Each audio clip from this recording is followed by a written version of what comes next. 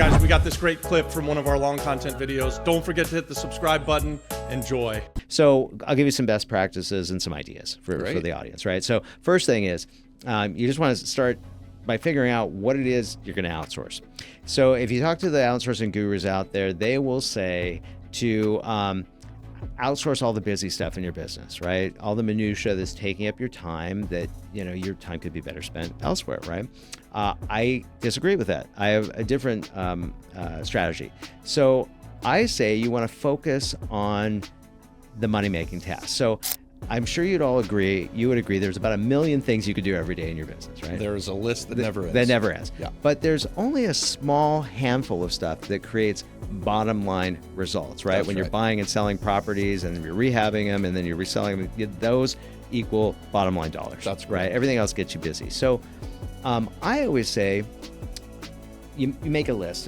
Take a piece of paper, put a list down both sides, or today we use computers, whatever. Do it however you want to do it. On the right-hand side, put your IGAs, the income generating activities. These are the things that create bottom line results. These are going to be your focus first. Why?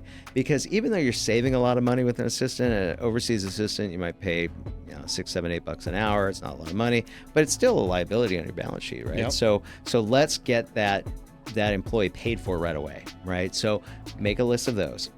And then circle all the things that you believe could be outsourced or delegated to somebody else on that list, okay? Which should be, hopefully it's 60%. Then really think about it for a minute and say, you know what, if I had a month to really do a knowledge dump on these people, what else could I outsource? Circle those as well. Then start working through those. Start working with your employee to get that up and running with your virtual assistant or even local assistant, same process. Once you tackle those, on the left-hand side, everything else, the minutia, all the things that are taking up your valuable time, because your time can be better spent, on making money, right? And then you approach it that way. So then the next question is, so now you've got the list, how do you train them, right? So a couple of options. You can have an outsourced assistant somebody in another country, or you can have somebody local that you work with here in Puerto Rico. Mm-hmm. You probably will pay a little more here, but as somebody kind of shadowing you can be quite valuable. And it'd be faster.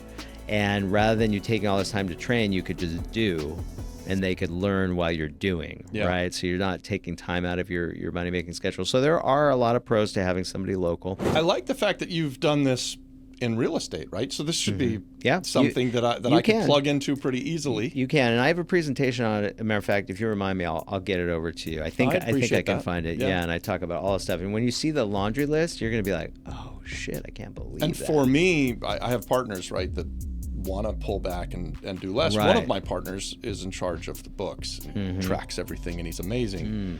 And so thinking about how to outsource that and the amount of time that he has to invest in it, I have some convincing to do, but that's where he wants to go as well. So I think that this is just going to be amazing. Sure. Well, let me give you 3 options for that bookkeeping. Okay. Yeah. All right. Option 1, you can outsource anywhere. I have a great bookkeeper that I can connect you with. She's great.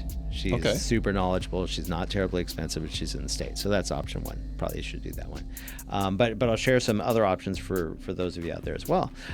So that's option 1. Option 2, there are what's called KPO firms.